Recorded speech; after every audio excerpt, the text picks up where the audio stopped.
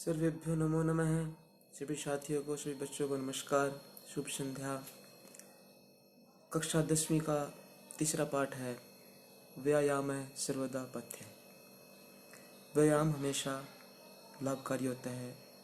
तो जो व्यायाम जो हम आसन प्राणायाम व्यायाम करते हैं हमेशा लाभकारी होता है। इस पाठ को आज हम पढ़ेंगे। तो इस पाठ का जो परिचय है, प्रस्तुत पाठ आयुर्वेद के प्रसिद्ध ग्रंथ सुश्रुत संहिता के चिकित्सा स्थान में वर्णित 24वें अध्याय से संकलित है। इसमें आचार्य सुश्रुत ने व्यायाम की परिभाषा बताते हुए उससे होने वाले लाभों की चर्चा की है। शरीर में सुगठन, कांति, स्फूर्ति, सहिष्णुता, निरोगता आदि व्यायाम के प्रमुख लाभ है। तो इसमें 11 श्लोक हैं। जो पहला पद्य है उसकी सरलार्थ इस प्रकार है। श्रीरायाश जननम क्रम व्यायामम संचितम तत्कृत्वा तो सुखम देहम विमृद नियात समन्ततः। शरीर आयास जननम, शरीर के आयास परिश्रम, जननम उत्पन्न, कर्म जो कार्य होता है उसे व्यायाम संचितम व्यायाम की संज्ञा दी गई है। शरीर के परिश्रम की थकान से उत्पन्न जो कार्य है, जो हम शरीर से परिश्रम करते हैं उसकी थकान से जो उत्पन्न होने वाले क्रम को व्यायाम कहा गया है। तत्कृत्वा उसको व्यायाम को करके सुखम देहम विमृद नियात समन्ततः है, उसको करके समन्ततः उसके पश्चात व्यायाम करने के बाद समन्ततः उसके पश्चात सुखम देहम जो हमारा शरीर है उसकी सुखपूर्वक धीरे धीरे विमृद नियात अर्थात उसकी मालिश करनी चाहिए। शरीर के परिश्रम की थकान से उत्पन्न कार्य को ही व्यायाम कहा गया है। उसको करके सुखपूर्वक धीरे धीरे हमें अपने शरीर की मालिश करनी चाहिए। तो दूसरा श्लोक है जो शरीरोपचय है। कांति गात्राणाम सुविभक्ततः दीप्ताग्नित्वम नालस्यम स्थिरत्वम लाघवम ऋचः। अर्थात शरीरोपचय है, शरीर अपचय उपचय है। शरीर की व्यायाम करने से क्या होता है? शरीर उपचय शरीर की उपचय अर्थात वृद्धि होती है। कांति गात्राणाम सुविभक्ततः, कांति चमक आती है। गात्राणाम शरीर के जो अंग हैं, सुविभक्ततः और सौंदर्य की अच्छी प्रकार से पुष्टि होती है। व्यायाम करने से शरीर की सम्यक पुष्टि होती है। और कांति गात्राणाम शरीर के जो अंग हैं उनमें चमक आती है। दीप्ताग्नित्वम नालस्यम स्थिरत्वम लाघवम ऋचः। दीप्ताग्नि जठराग्नि अर्थात जो पेट की भूख होती है, जठराग्नि है जो हमारी, वह प्रदीप्त होती है। व्यायाम करने से भूख लगती है। अनालस्यम आलस्य नहीं होता। स्थिरत्वम स्थिरता आती है, शरीर में स्थिरता आती है, सुदृढ़ बनता है। लाघवम लघुता आती है, मोटापा नहीं होता। और मृजः अर्थात हमें स्वच्छ शरीर रखना चाहिए। व्यायाम करने से क्या क्या फायदे होते हैं? शरीर की अभिवृद्धि होती है, जो अंग है उनमें चमक आती है, अच्छी तरह से सुदृढ़ होता है शरीर। और जठराग्नि अर्थात भूख बढ़ती है, आलस्य नहीं आता, स्थिरता आती है, लघुता होती है और शरीर स्वच्छ रहता है। इसलिए हमें व्यायाम करना चाहिए। तीसरा पद्य है श्रम क्लम पिपाशा उष्ण शीतादीनां सहिष्णुता आरोग्यम चापि परमं व्यायामाद उपजायते। श्रम क्लम पिपाशा उष्ण, श्रम क्लम अर्थात भी जो व्यायाम करने से श्रम परिश्रम, क्लम होती है थकान, परिश्रम करने से थकान, और जो पिपाशा उष्ण, पिपाशा थकान होती है, परिश्रम करते हैं, पिपाशा प्यास बढ़ती है। और उष्ण गर्मी और शीत ठंड आदि नाम सहिष्णुता, गर्मी और सर्दी को सहन करने की सहिष्णुता धैर्य होता है। गर्मी और सर्दी को सहन करने की शक्ति बढ़ती है। आरोग्यम चापि परमम व्यायामाद उपजायते। आरोग्यम अर्थात कोई भी रोग नहीं रहता। अपि और भी, परमम बहुत अधिक, व्यायामाद व्यायाम से ही उपजायते मैंने उत्पन्न होते हैं। अर्थात उत्तम स्वास्थ्य है, भी शरीर में कोई भी रोग नहीं रहता। श्रम क्लम पिपाशा उष्ण शीतादि नाम सहिष्णुता।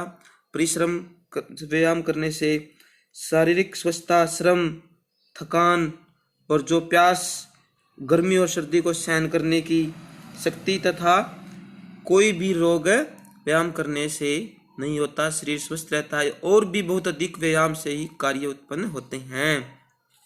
चतुर्थ पद्य है न चास्ति सदृशम तेन किंचित स्थूल्यम अपकर्षणम न च व्यायामिनम मर्त्यम अर्धयन्ति अर्यो बलात्।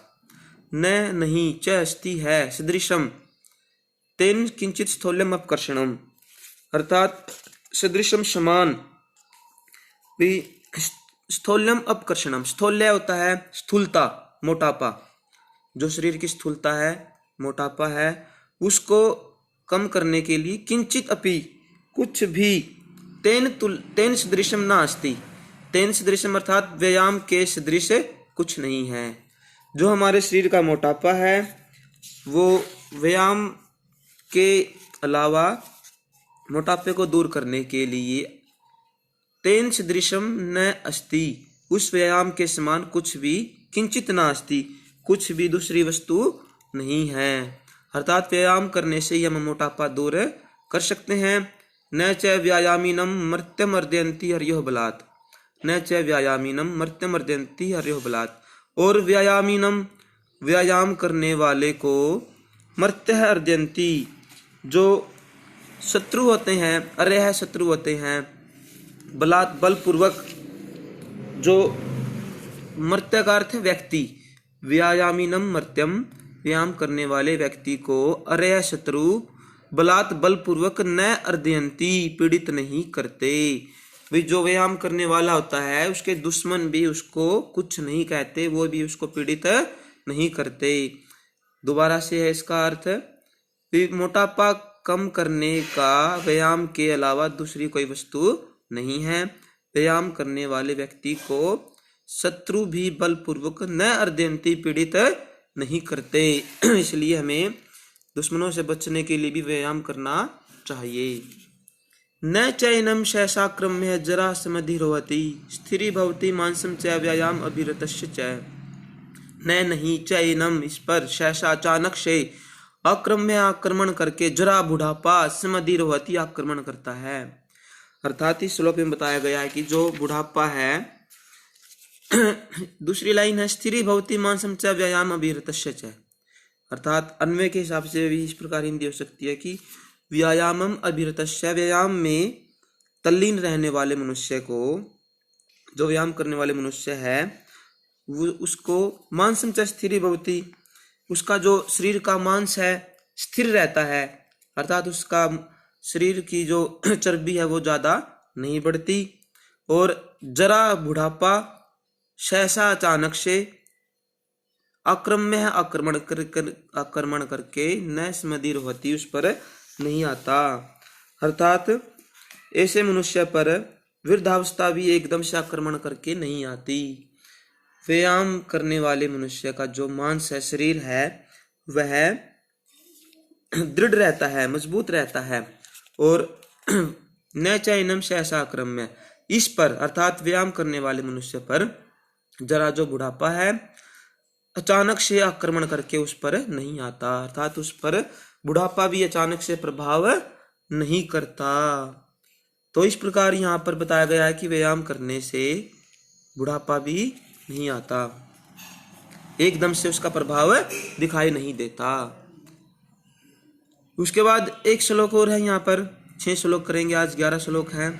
व्यायाम स्विन गात्रस्य पदभ्याम उद्वर्ति तस्य च व्याध्यो न उपसर्पन्ति वैन्तेयम इव उर्कः वया रूप गुणहीनमपि कुर्यात् सुदर्शनम।